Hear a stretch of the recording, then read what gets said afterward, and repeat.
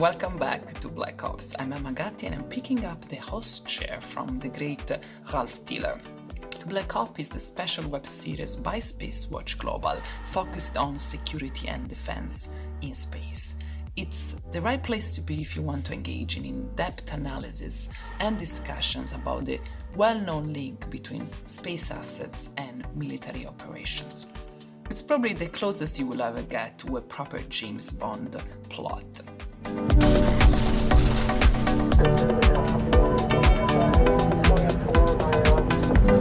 It's Wednesday afternoon, it's 4 p.m. in Central Europe, and it's time for another episode of the Space Café Black Ops by Dr. Gatti. As always, we appreciate your participation and ongoing feedback as we will learn and improve based on that. I'm Thorsten Krietning, publisher of SpaceWatch.Global, and today in the announcer role. And SpaceWatch.Global is our it's a European-based online platform for information in and about space and new space activities in a geopolitical context. And on that occasion, I would like to thank all our private and corporate supporters that showed their commitment to keep our independent journalism alive. We really appreciate that. I know many of you are already familiar with our website, our bi-weekly and daily newsletters, and the Space Café podcast. The latest one features Max Alexander, the photographer for the space sector. We also have new, exciting episodes of our Space Café radio, the latest one with Simonetta Chielli at the EU Space Conference last week, and our German episodes from the ILA with Kai Nöske, Professor Matthias Sperl, and Melanie Heil. Worth your time. Our fan shop is also open for you, and so there is just a click away and you can become a real space watcher.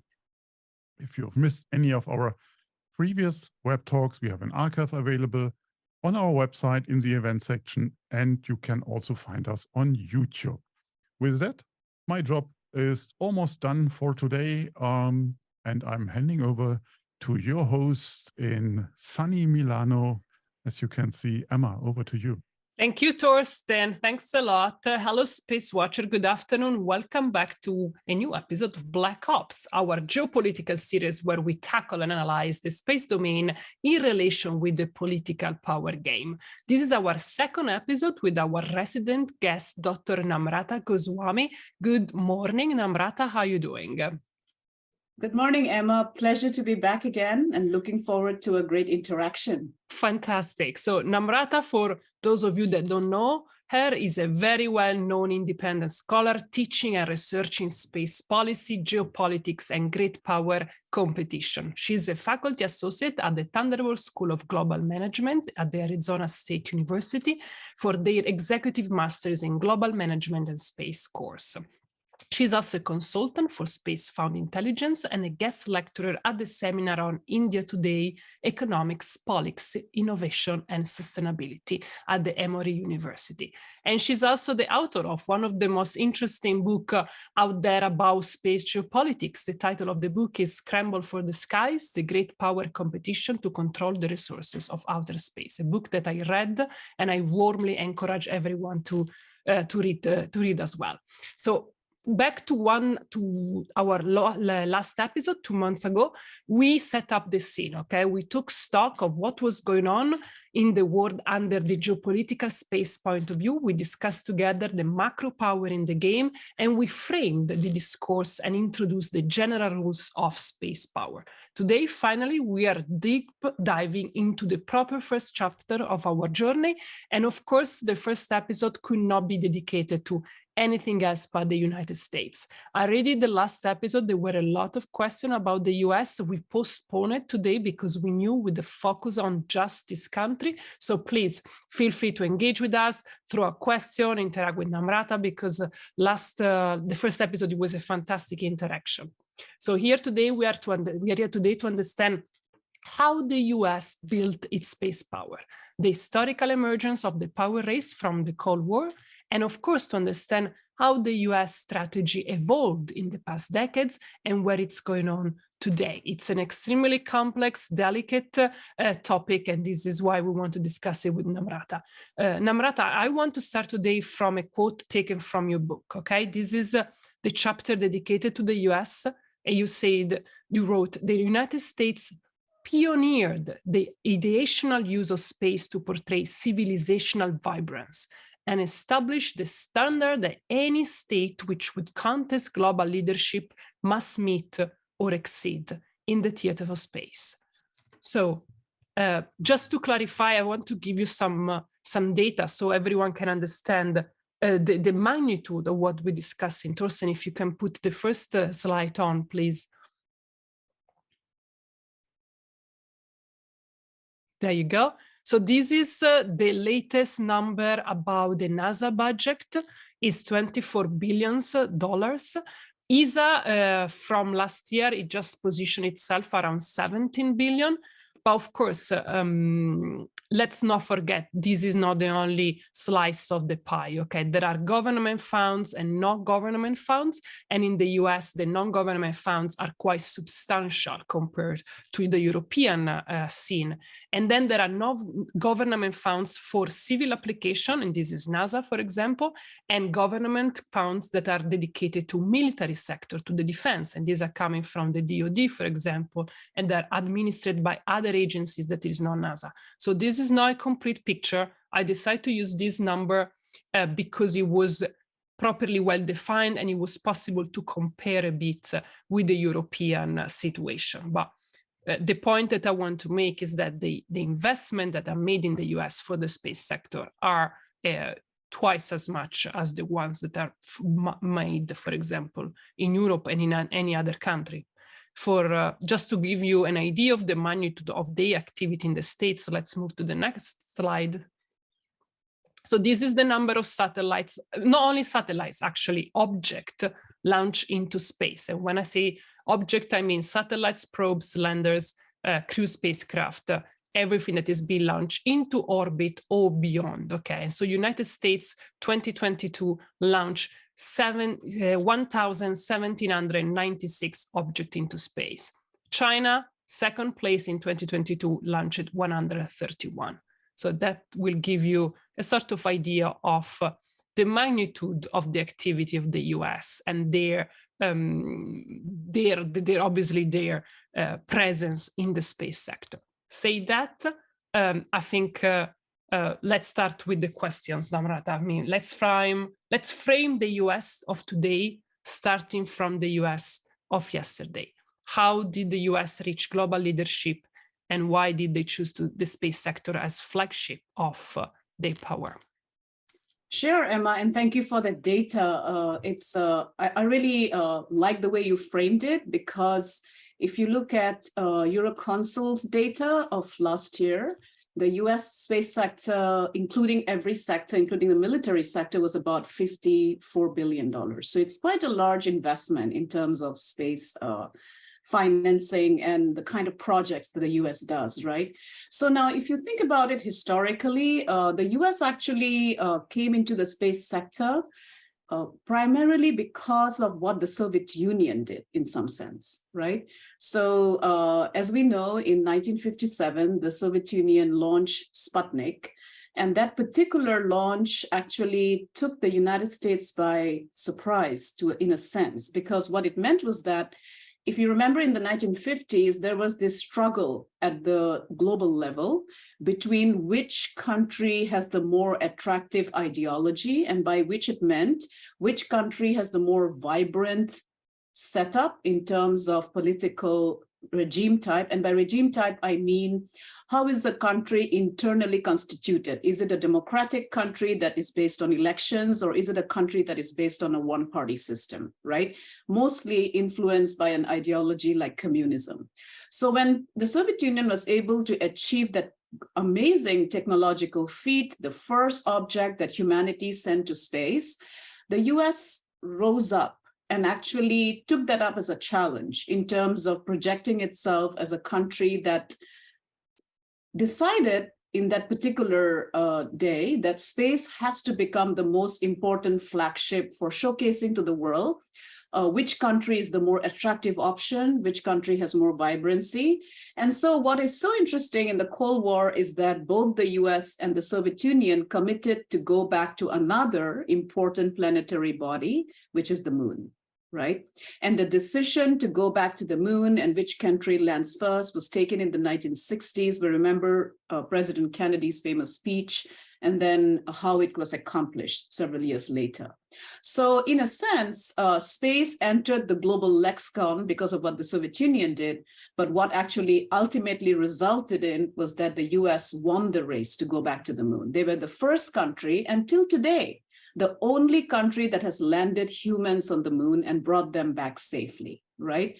And so given that, what happened after that was that, and I'll tell you a little story based on this. So I was not around at the time when I was not born, but I remember my dad and my mother being very excited about this feat that the United States achieved, and when Neil Armstrong landed and said, this is for humanity, right?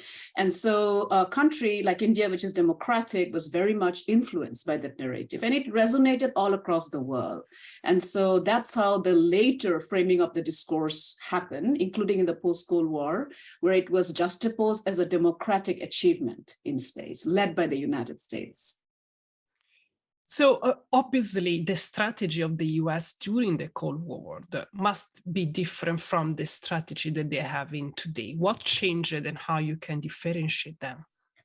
Sure. So if you look at the strategy during the Cold War, there was a very clear understanding of who the competitor is.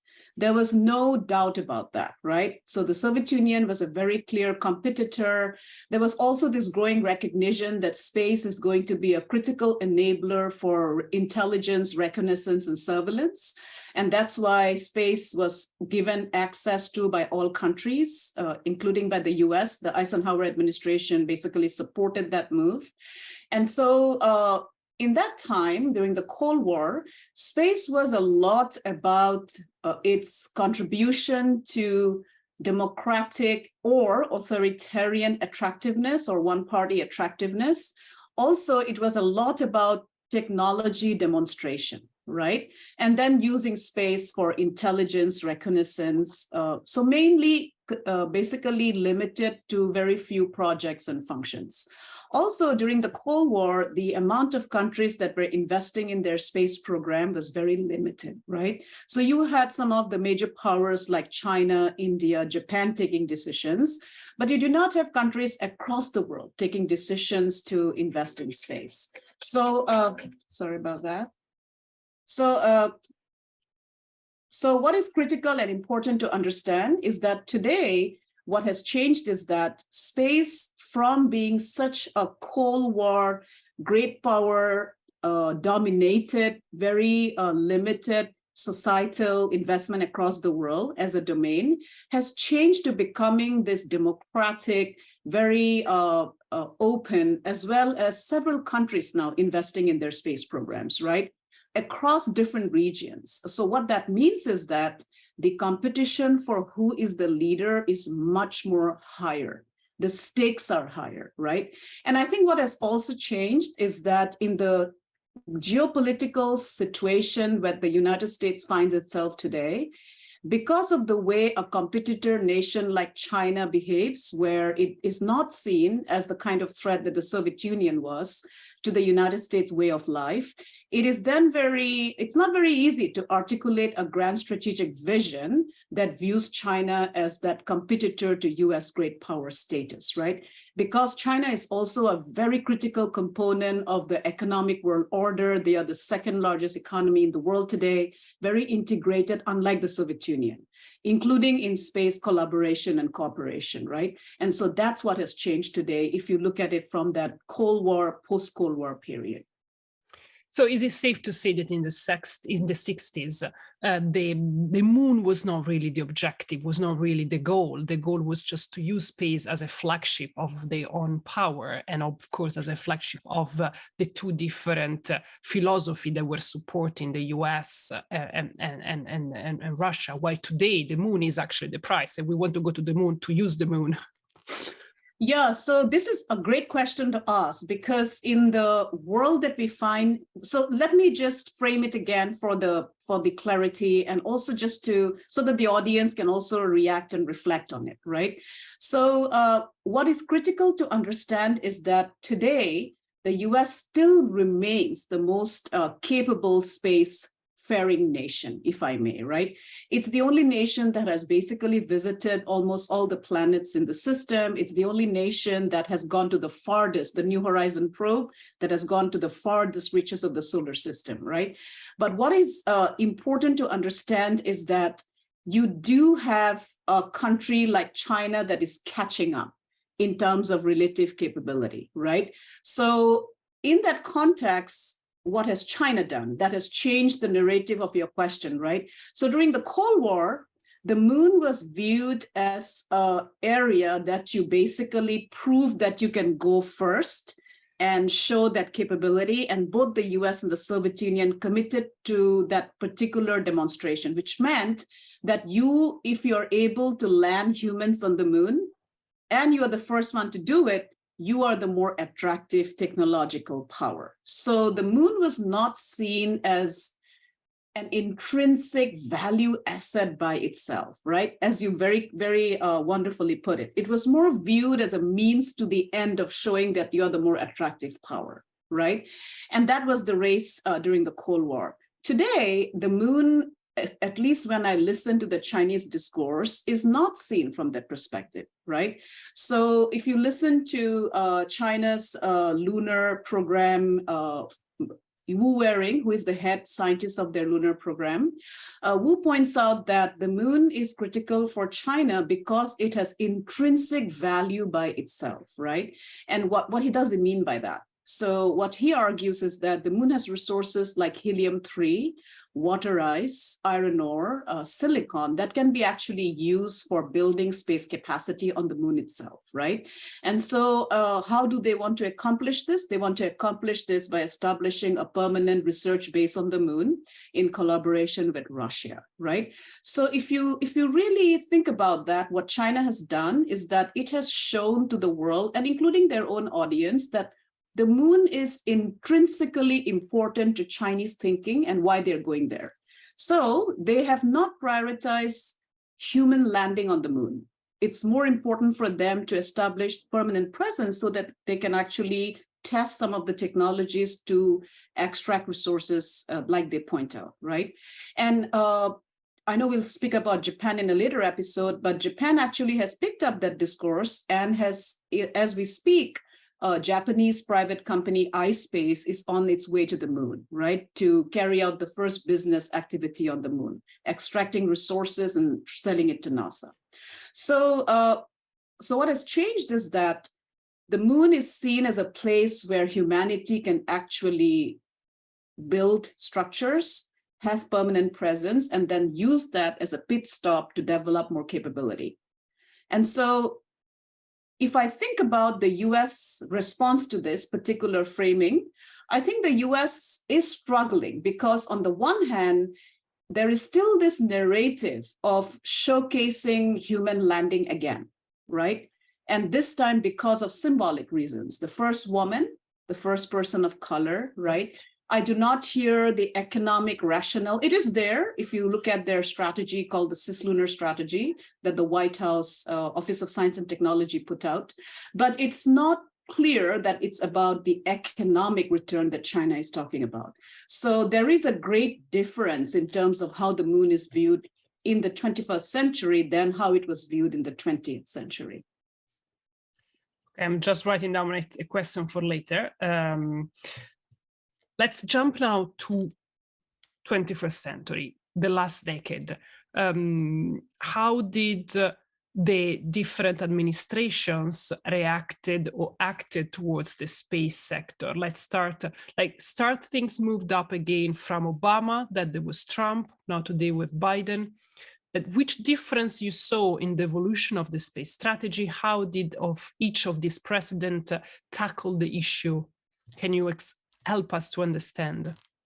Yes, absolutely. So in the US popular culture, and so this is important to also frame it within the larger societal popular culture, right? Which is what influences and informs different administrations as to how they view space.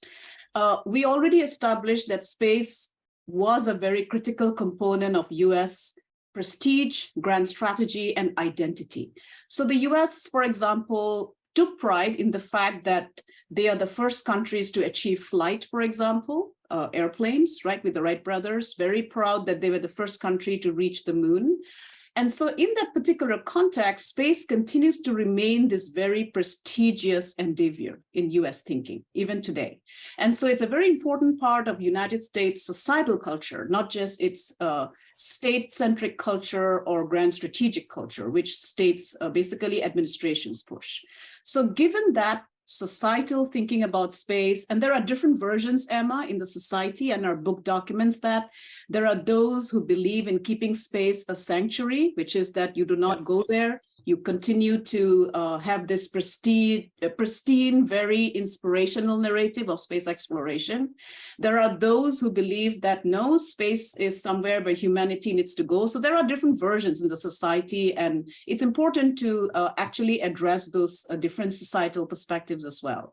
Now, coming to your specific questions about administration, right? Let's start with Obama and then go to Trump and then to Biden today.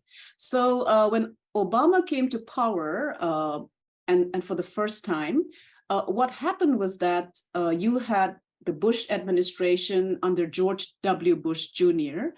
that had identified the moon as a critical area where the US needs to go again by 2004. Right. And 2004 was when Bush became president for a second term. And so the vision for space exploration, Bush's speech on how the US needs to go back to the moon by 2020 was articulated as a grand strategic vision, right?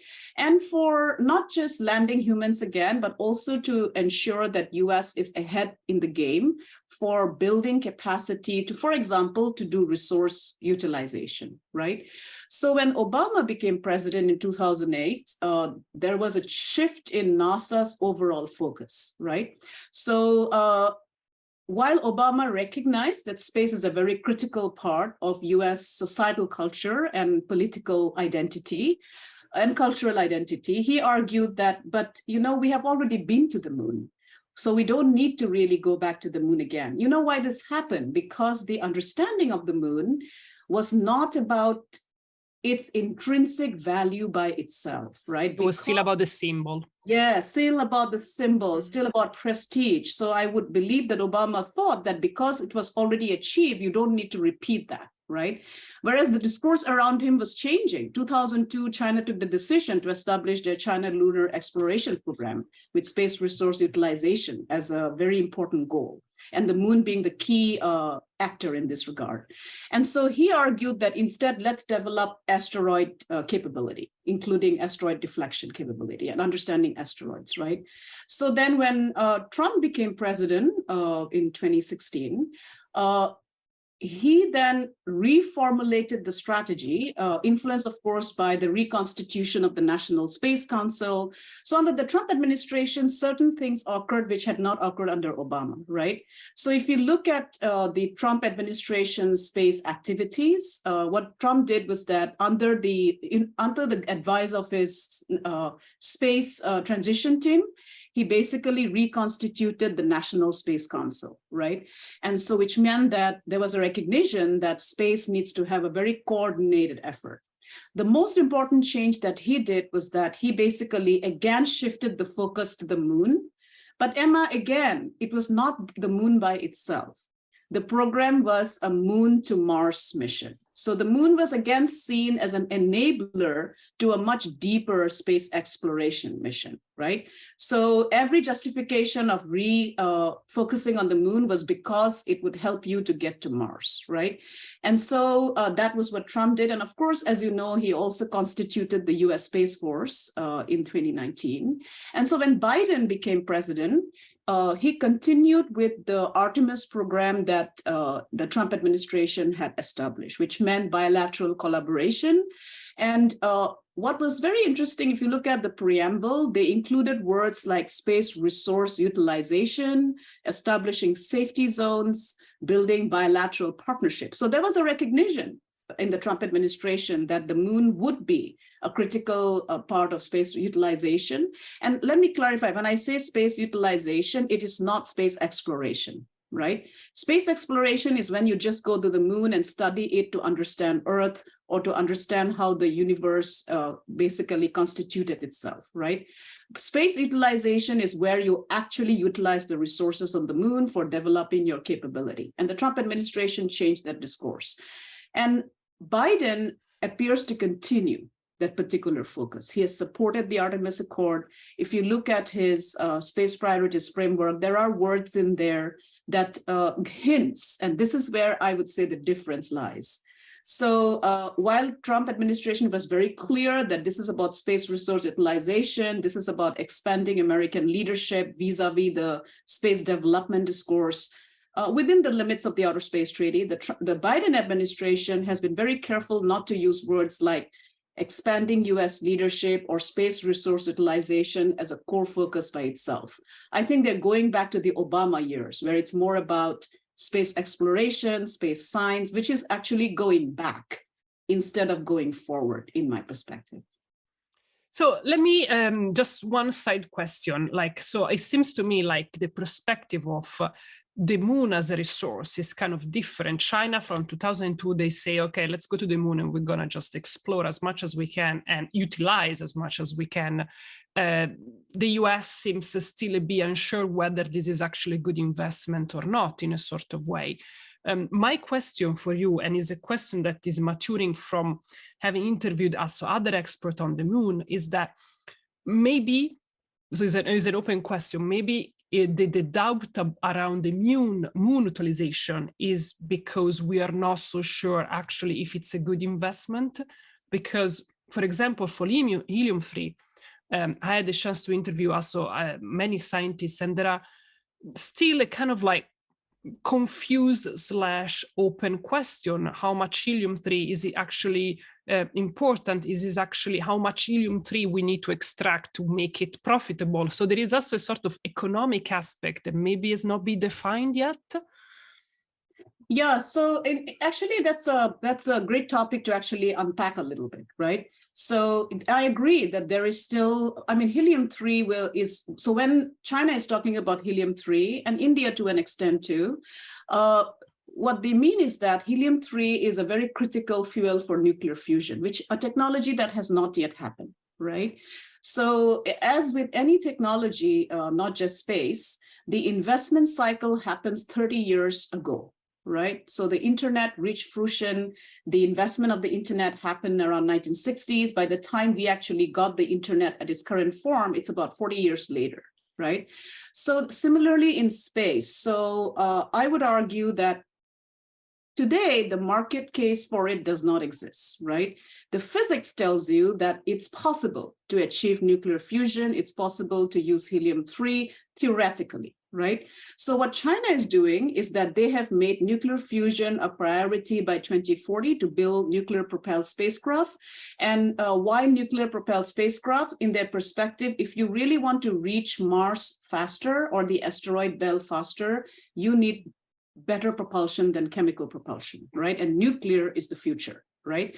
And so in that context, I would argue that if you are in the long game of space, I don't think you can make a market case for helium-3 or, for example, a technology like space-based solar power that in fact, the European Space Agency is also carrying out feasibility studies, right? Whether it's possible. Yeah. But the likelihood of that coming to fruition in the future, at least theoretically, there are enormous evidence that it's possible, right? Including estimates by Jet Propulsion Laboratory, NASA entities, Indian Space Research Organization has studied helium-3. And so there is great potential in terms of building this particular capability. Bao Weiming, who is one of the lead thinkers and scientists in China's space program, argues that if we can crack that technology, that's going to be a strategic game changer. And we have to start yesterday, not even today, right? And so I think like any technology, including artificial intelligence, which is on us today, the process of actually testing it starts yesterday. I don't even say it starts today, right? Yeah. And so I think at the state level and at the policy level, it is really important to support such development of capability, because the spin-off technologies, the dual-use technology you built has enormous capability in terms of building that future. And so I think that's the business case for going to the moon and doing the activities that some countries are doing. Okay, thank you for the precise in this one. It was a concept. It's kind of complex to understand the business case for the moon. So, but I see where you're coming from. Thank you. So, going back to Biden, I want to focus a bit on him. So, you suggest the fact that he basically somehow is going backwards. So, he's going back to the Obama thinking, and so his administration was released in 2021, the Space Priorities Framework. And I want to start thinking about discussing about Biden, starting from your recent article. You published an article on the Space Review just, I think, a few days ago. Mm-hmm. So you wrote, regulations that the Biden administration aspires to promote are those that enable a commercial space sector focused on traditional space goals, like space applications and space-enabled services. All these are laudable space goals, but the framework misses the boat on where partner nations want to go. So this is very interesting. I want to unpack a bit this sentence. It's quite interesting. It's very important. First of all, traditional space goals like space application and space-enabled services.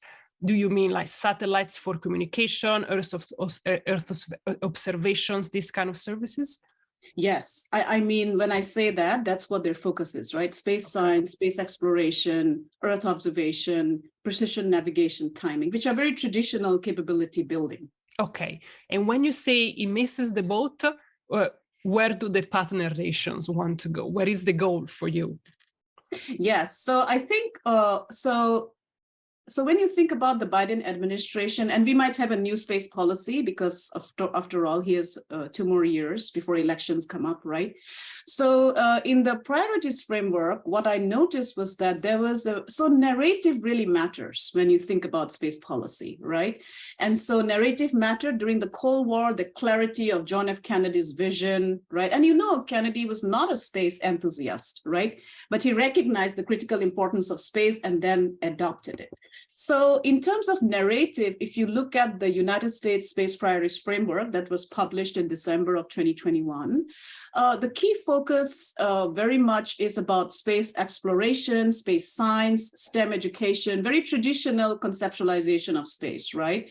They throw in words like space utilization, but that's not the key priority or the key focus, all right? And so when I say that, when I make a argument based on my data, looking at, for example, let's take a very specific example like Japan, right? Which is actually a main partner of the United States in regard to space, not just the Artemis program, but also as part of the quadrilateral security dialogue, right?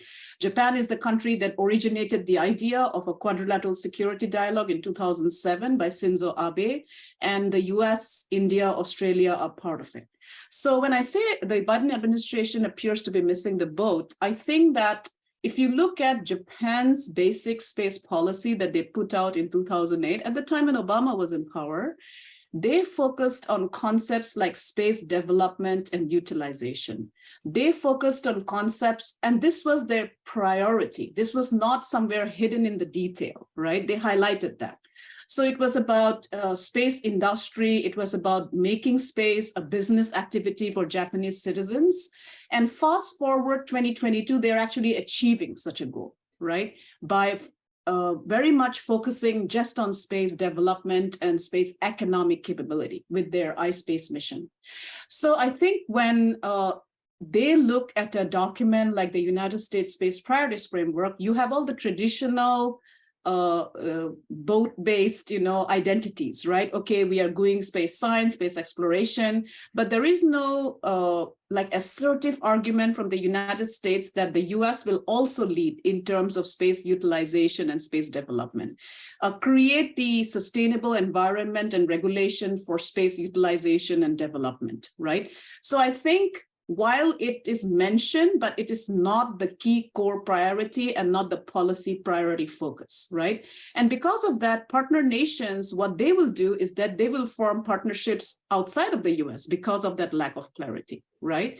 And which might happen because you have India, Japan now collaborating for a resource prospecting, for example, on the moon. You have Saudi Arabia, which is a critical partner of the US, now deciding to leave the moon agreement, right? Which means that they might come up with a very interesting space resource utilization perspective on the moon. That might be the consequence of that, right? So why would they, because they're part of the Artemis Accord, they probably view the moon agreement as a limiting factor in building that business activity, right? And so I think that's why I say that if you do not prioritize certain narratives and words, and policy narratives really matter, right? And I'll give you a quick example and I'll stop there. So most people, when China established the Belt and Road Spatial Information Corridor in 2013, 2018, space was included as a high priority. People wrote it off, saying that this does not matter. This is just a rhetoric and a narrative. Today, the Spatial Information Corridor have 140 member nations, right, with infrastructure building, which means that narratives, policy, and institutions really matter in today's world. And if you do not prioritize based on what your partner nations want, and just focus on what your domestic audience wants, which is what the United States Space Priorities Framework appears to me. I think it seems like Biden is signaling to the internal US audience that this is what the US would want to do. Whereas if someone from an outside perspective views this Space Priorities Framework, they would not find much as to how would they then collaborate with the US, right? And I think a visionary space policy priority framework needs to be put out at least this year or next year, so that that builds that partner nation perspective as well. So do you think that this, I mean, my open question is like, why do you think this is the case? And do you think that all the internal tensions that the US had in the few years is a country that is facing profound racial issues, democratic challenges? Do you think those internal tensions might be partially at least the cause of why the US is kind of like close the doors and it tried to keep at bay the internal critics instead of like caring too much about what the partner nations want? Partly that could be an explanation, given the fact that there has been, at least since 2016, there has been this very divisive political culture. And exactly. In fact, in the book, we make a case that to understand a US or India or China or even Russia's space policy, right? It is really important to understand their political culture, right? And so by political culture, I mean that very specific actually definition. So it means that political culture is that ideological belief system that people in a country have that limit their capability to actually adopt alternative perspectives, right? And that could actually lead to a lot of division. So if I have a particular political culture and belief system, and Emma, you have a different political culture and belief system, yes. If I'm in a closed system, I might not be open to you. It's my loss, right? That I'm not open to you because I actually might get much more effective if I have different political cultures, right? So that could be partly an explanation because there is this internal signaling. But I think if you look at it from a more policy document perspective, I think it is also that the Biden administration wanted to showcase itself as being different from the Trump administration on space. Right? So if you look at the national space policy that the Trump administration put out in December of 2020, right after the elections, right? Yeah. It's a really interesting document. I actually went through the document again just for the purposes of our conversation today, and it's included in some of the conversations after our book was published. Our book was published in October 2020. This came out in December. So in that particular national space policy, what the Trump administration again insisted that space was about expanding US leadership. Space was about national security. Space was about resource utilization and development, right? So while they included earth science, exploration, climate, understanding Earth and securing Earth, the focus was more on how to expand US leadership, right? And I think that could also be a part of the explanation that the Biden administration, while continuing with Trump's space policy, wanted to showcase its narrative as being about maintaining US leadership, not expanding US leadership, right? Mm-hmm. And so I think that's a part of the explanation as well. And this is not unique. Most US administrations, when they change from one party to the other, wants to showcase themselves as unique and different. And that could be part of the explanation as well. Of course, and then the two different keywords, maintaining versus expanding, absolutely. Yes, very different, very clear. Okay, so I'm going to ask you a final question, because then I want to move on the question of the audience. I can see they're already piling up, so I don't want to steal time from them. My last question is about the private sector. Of course, one of the radical things that changed from the Cold War era is that now we have private actors. And in the US, those private actors are quite relevant, are very important. SpaceX, for example. Can you tell me, how do you think those enter into this power game? Oh, absolutely. So I think for the United States today to maintain its edge in space, including its leadership in space, its private space sector is one of the key contributors, right? So let me give you a specific example so that we can actually have a conversation around that.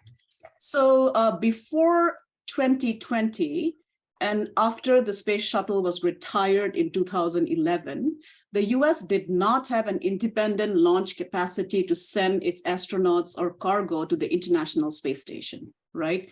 And so what that meant was that because the US was dependent on the Russian Soyuz, any foreign policy decision that the US made in regard, say, for example, in Eastern Europe or Ukraine, had to factor in that particular dependency, right?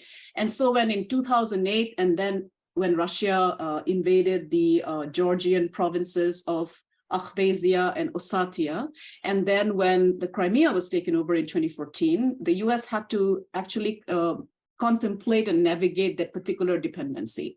And the Russians actually made it clear that they might limit US capability to get to the International Space Station if sanctions are imposed, right? Today, because of SpaceX's contribution to building an independent launch capability, which is also reusable, the US did not have to consider that angle when it took decisions to sanction Russia vis-a-vis the Russian invasion of Ukraine, right? So that itself is a great contribution in terms of national security. But I think the larger context is that if you look at the innovations happening in the space sector, including Starship that might be launched this year, lunar landers, space-based solar power investments, critical STEM education and capability building, supply chains, beg your pardon, the US private sector is playing a really key role. And I think this is recognized across administrations, right? Vis-a-vis, including Bush, who started the commercial crew program and the commercial cargo program, Obama, who actually focused a lot on building the commercial sector, because of the realization that it adds to the edge of US leadership.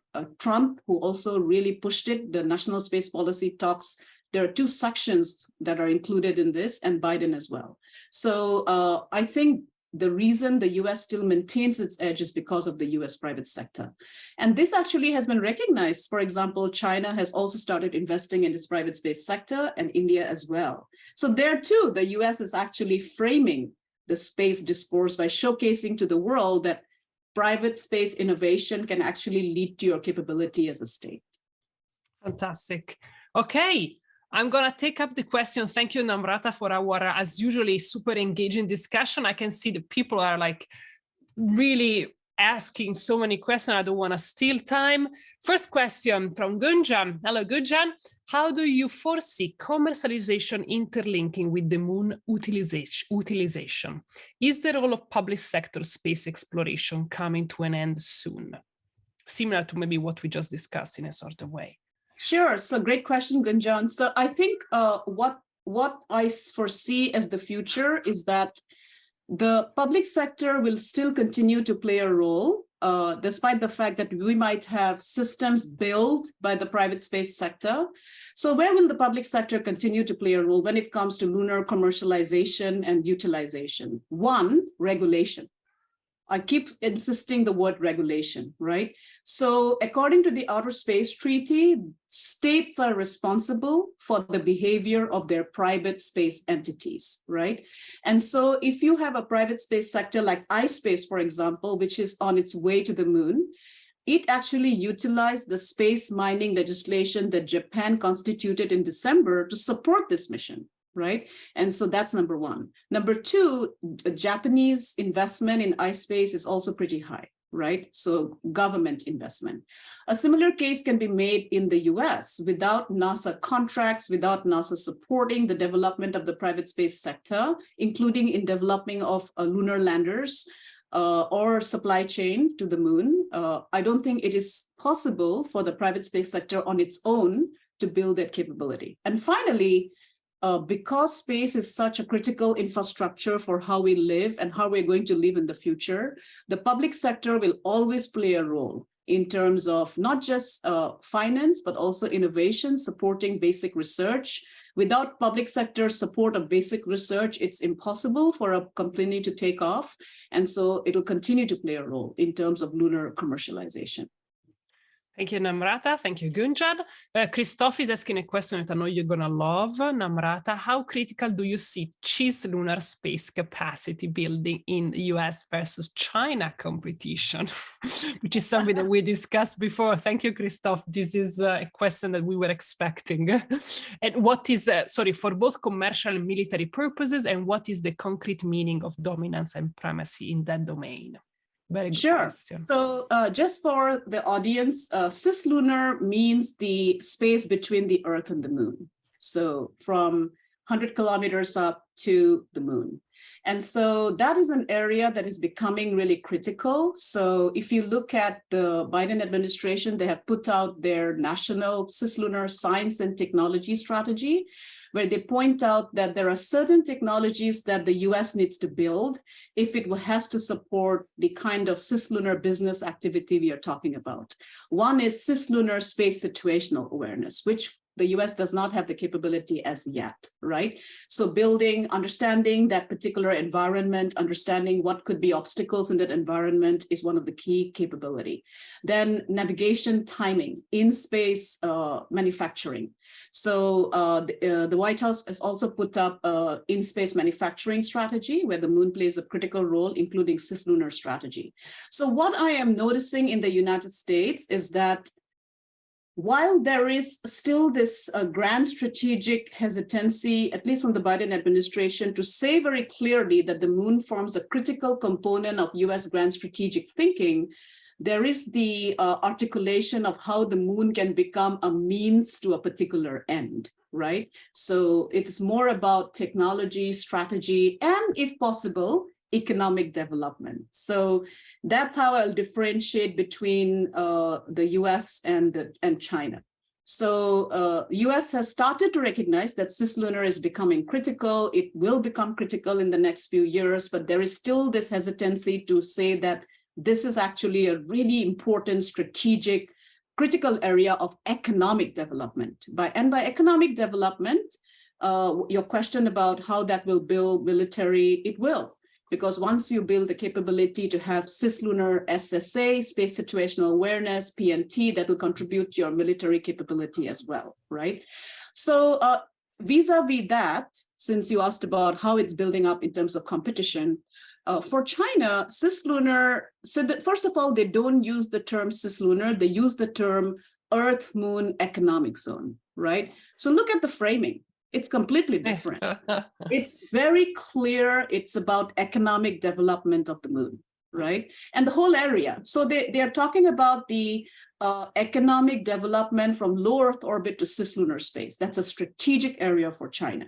And then if you look at their 2021 white paper that they put out, they have included the development of cislunar capability from a grand strategic comprehensive national power building capability. So very clear in terms of why the moon is so critical. And I think Japan has recognized this, India has now recognized this, and also I can see that middle powers like Australia, Saudi Arabia, United Arab Emirates, that's going to land its first lander on the moon, Rashid, it has recognized it. And so the competition between US and China seems to be informing the decision of other nations as well in cislunar space. Thank you, Namrata. The next question is by Colleen McLeod Garner, who's asking a question that I thought about too. So thank you, Colleen, for the question. Namrata, do you think that Biden's mooted message is addressing public's opinions while in action providing more robust support for Space Force? In other words, is he saying something but in reality is doing something else without putting too much accent to it?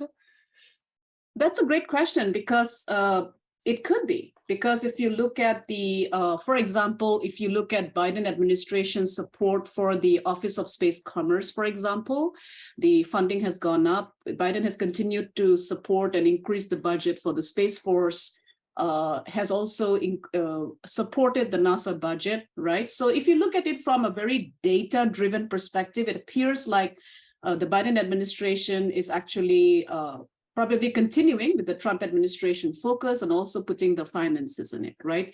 But my critique is a little different. So while you might be building capacity, it is really important to signal to the world why they should accept US leadership in this regard, right?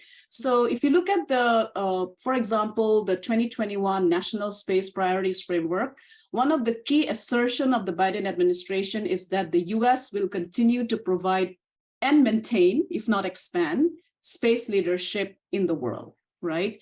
But yet it does not seem to say what will partner nations actually benefit from if the US continues to become and remain the key actor in space, right? And so I can actually discern from it, yes, it will be a democratic world order, it will be a rules-based world order, and yet the partner nation perspectives do not come into the fore, right? And so I think for a country like the US, which is not a middle power, it's one of the great powers in terms of space, it's one that has led the discourse on space. It's the only country that is capable of now offering democratic and power projection capability in space so that space remains free and accessible to all. It's really important to have that grand strategic visioning and speech so that other nations, like India, for example, that has not joined the Artemis Accord, can actually rethink on, okay, there is something for us too in this particular Biden administration focus. And so when you're a great power like the US, it's not enough to quietly increase your capability. It's really important to message to the world why this will benefit them as well. But as a counter question, does China do something like that? Oh yeah, if you look at China's white paper, if you look at President Xi and others' contribution to the Belt and Road summits that they have held, if you look at Chinese engagement in Africa, if you look at Chinese building of ground stations in Latin America, Australia, where I recently visited, China very clearly articulates what other countries will benefit. It's never about them. It's about how space is for humanity purpose, right? But then when you unpack the Chinese space program, you actually come to the conclusion that this is a very military-led space program, but their messaging is so clear and so strategic, is my point of view, that it makes it seem like if countries join the Belt and Road invested spatial information corridor, they actually benefit much more than China, right? Mm-hmm. But we know in reality that this could be, they could get trapped into loan debts, right? Which has happened to many countries, but that does not get projected as a message. Thank you, very interesting. Next question by Mark Mayer. Could the Orbits Act and the in-orbit infrastructure rules help to build more national space laws or more concrete international regulations? Can you repeat that question? I didn't hear the first part. So could the Orbits Act and the in-orbit infrastructure rules help to build more national space laws or more concrete international regulation? Mark, am I pronouncing this correctly? Because they're all attached and I'm not sure, maybe this is the... Yeah, if you could explain what you mean by Orbits Act. Yeah, I can Let's see if he can help us. Mark, can you write in the chat?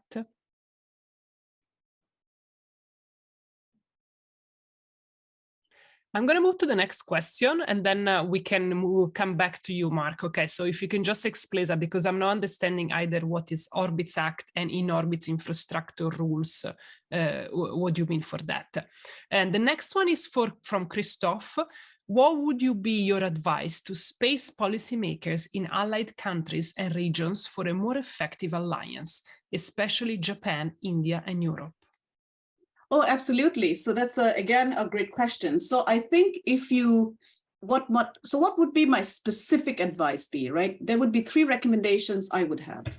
One is that, first of all, within the context of Japan and India, both of them, and I'll talk about Europe very soon. So both of them are part of the quadrilateral security dialogue, right? Where space has been included as a space cooperation enabler. So given the fact that all 4 nations are democratic nations and 3 of them are major spacefaring nations with launch capability, which is independent, I think they should first come up with a clear vision of a free Indo-Pacific, right? Not just in terms of Quad security dialogue, but also vis-a-vis space and why space adds to it. So for a free and accessible Indo-Pacific, a free and accessible space capability and space domain is critical. And they need to state that in their visionary statement, right? Second, I think they should be able to invest in each other's space building technology and capability, which is not happening to the extent that it should. Of course, from the US, you have the International Traffic on Arms Control that limits arms reduction, that limits building of capability. But I think waivers can be thought of so that you build partner capability. That's second. And finally, I think they all should work towards building a regulatory framework in collaboration that anticipates this world of space development and space utilization, right? 2 of the countries that have actually already done that in that particular forum is the US and Japan, right? So the US has established the Commercial Space Launch Competitive Act, and actually we have to credit President Obama for that. He signed it into law in 2015 that actually enable American citizens to keep the resources they mine on the moon, right? Within the obligation of the Outer Space Treaty. Japan, in December of 2021, passed a very similar law. India is contemplating such a capability, and Australia is also thinking about building more regulation. So regulation. Now, how do that actually build into the European sector? I think what Europe actually brings to the table is not just its history and democratic setup, but also its own space sector, right? Europe has pretty advanced, France has pretty advanced launch capability. The UK is trying to build its own independent capacity. Europe is I'm very impressed with what the European Space Agency has done, because I think they are also looking forward to investing in building capabilities like space-based solar power, right?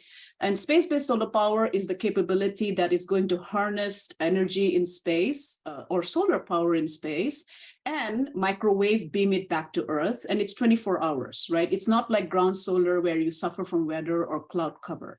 So a project that India, Japan, Australia, India, and others in Asia and Africa and European Union can invest in is something that will be a great contribution to humanity. That's number one. To have projects that are feasible today, but do not have the funding for scaling up, that could be something that there could be collaboration. Second, build a policy and institution that supports that and ensure continued funding. That's a key for space development. And finally, contribute to the development of regulatory frameworks. Critical. The Outer Space Treaty is a great document, but we need to have updated agreements on how do you build regulation for utilizing the future of space development. And I think that's where collaboration can happen as well. So collaboration on all levels, fundamentally, to develop together. Christopher, so with a couple of minutes, can I just... do you mind if I take another couple of questions, Namrata? Oh, please go ahead. So Christophe has articulated the same question, but for emerging nations. So what space development policy advice to emerging nations that are friendly to the US? So we're making example of Saudi Arabia, for example, which is a new partner, is an emerging country in terms of space power. How do you think they should interact? Sure, great question. I mean, I can also include Australia and the United Arab Emirates into it, exactly. Right? Japan. Japan is actually quite integrated into the US space system. So let's take the example of UAE, Australia, Saudi Arabia, right? Emerging nations, Nigeria. Let's include Nigeria in the mix so that we broaden. And these are actually critical. So I would argue that how can emerging nations actually play a role in building up that system? Two ways. One is that build their own internal space ecosystem, right? Based on the resources they have. And I can give you the example of Australia and the UAE and Saudi Arabia. All these countries have taken decisions to, first of all, invest in their space sector, build own space supply chain capability, including building lunar lander satellites. Australia is starting and building their own commercial space launch capability, which is great, which builds into the ecosystem. And Saudi Arabia has also taken a decision to include space as part of their smart investment portfolio by 2030. So the first advice I would have is that build your own capability because that improves your bargaining and leverage vis-a-vis the US, right? And then second way, you can actually contribute to the future in terms of space development and utilization is to work very diligently on space governance, right? And again, here, let's take the example of a middle power today, the United Kingdom, right? So if you look at the resolutions that have been pushed for responsible behavior in space, including the very key concept that we are all dealing with, which is the danger of more militarization of space, including ASAT tests, right? The UK took leadership in terms of putting out resolution 7635, right? And so it's very critical to have such resolutions there in the UN General Assembly.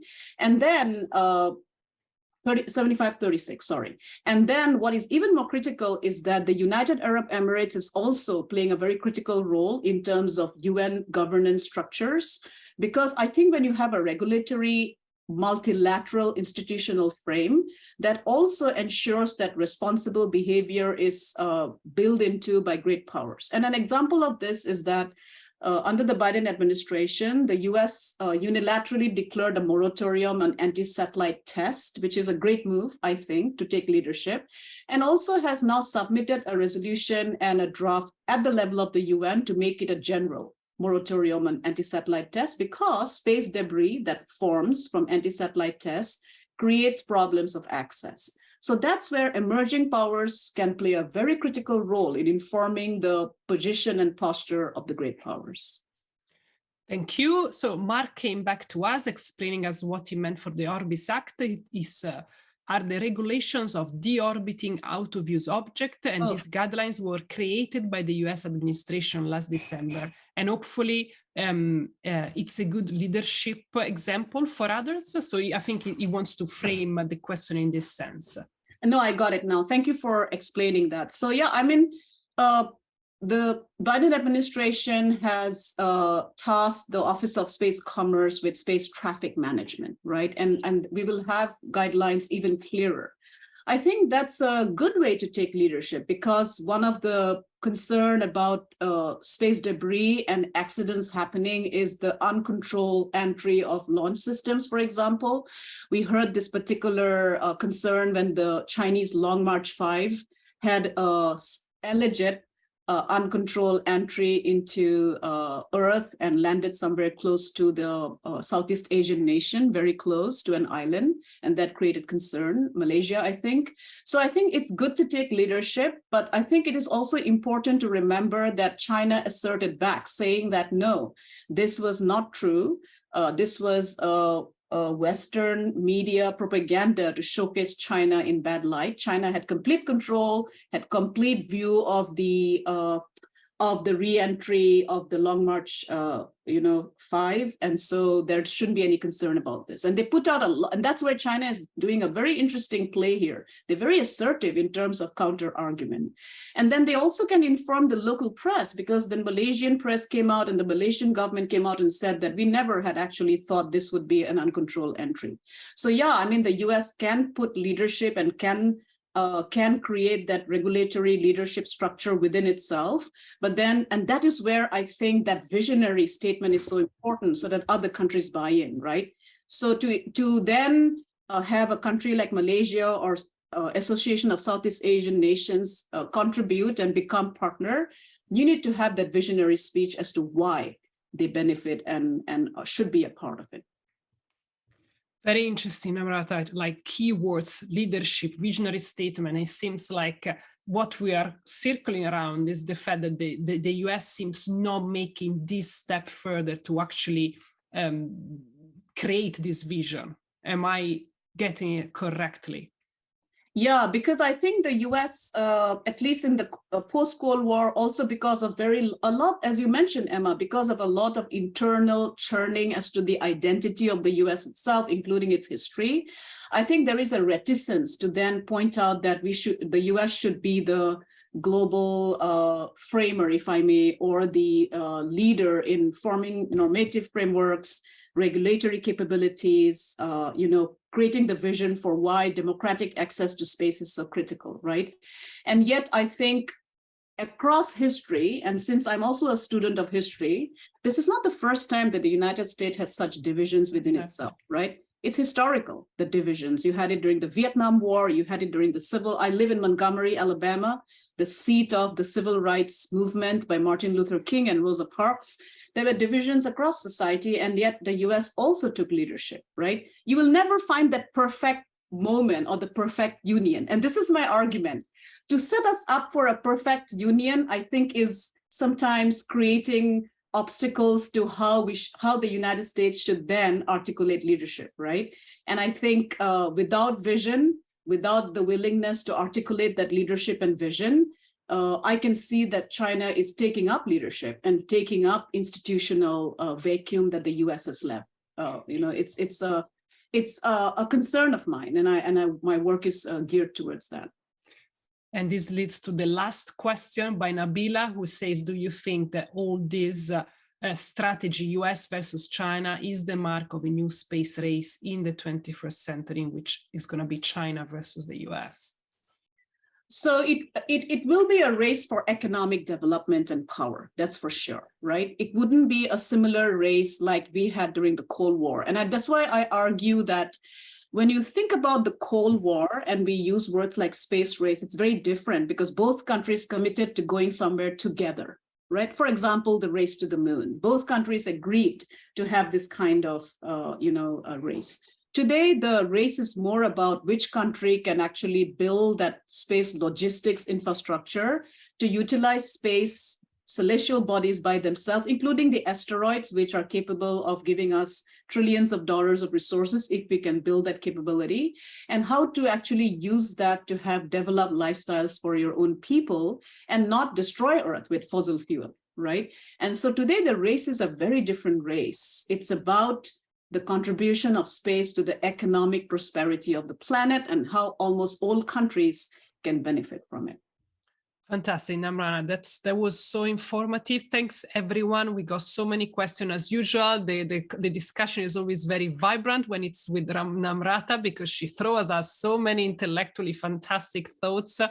Okay, I think we're going to wrap up because we are 5 6 minutes late. This is gonna be unacceptable for Thorsten and his German soul. I want to thank everyone in the audience. I want to thank Namrata. The next time is gonna be China, so don't miss it, because I know it's very interesting. I know everyone is interested about that. So wait for it. 2 months. We're gonna have an analysis of the China situation. I know we are all looking forward to it. And I want to also thank, of course, Thorsten and the production of SpaceWatch.Global for being with us. Thorsten, over to you. Thank you very much, Namrata, as usual. It's a pleasure. Thank you for having me. So that's me again. Hi. So great talk. Really very interesting, very insightful. And thank you everyone who stayed even overtime here with us. So before we say goodbye, let me remind you of a few upcoming events. So tomorrow, if you want to see Dr. Emma Gatti again, then tomorrow is your chance, and you will get her in her normal environment, because it will be in Space Café. Exactly, with Gino Buchol. Yes. Okay.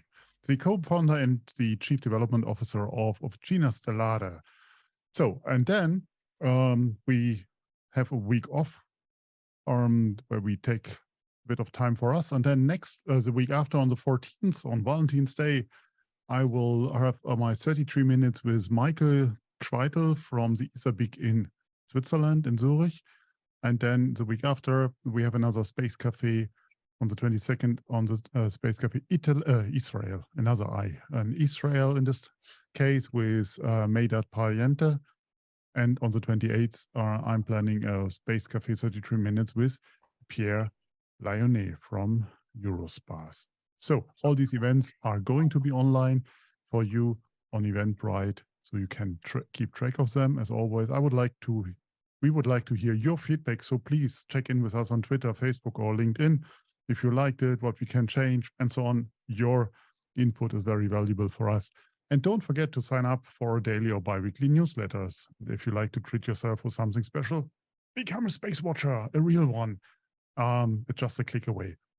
So thank you, Emma and Namrata, for this inspiring talk, as always, and for being, for Namrata, our guest this evening, or this morning for you. Thanks again to the entire team that's behind all of that, for doing their great job day by day, week by week. Again, thanks for joining us. Hope to see you tomorrow for the ones of you that speak Italian, or at least want to see Emma in action. In the meantime, visit our website or follow us on social media, and take good care. Don't forget, become a space watcher. Thank you very much. Thank you, El. Thank you, Christoph. Thank you, Gunjan. Thank you, Sven. It was fantastic. And of course, thank you, Namrata. You've been a star as usual. Thank you, Emma, and thank you, Thorsten. What a great opportunity. Bye-bye. Talk soon. Bye. Bye.